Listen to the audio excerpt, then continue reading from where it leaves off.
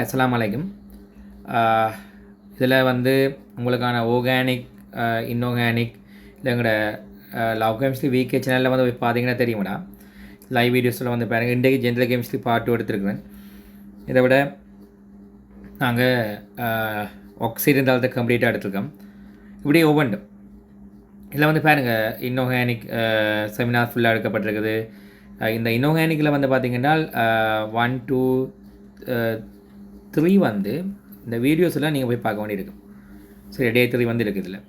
So அதே மாதிரி வந்து பாருங்கள், இந்தியாவில் ஆர்கானிக் 1 2 நீங்கள் பார்க்கக்கூடியதாக இருக்கும்.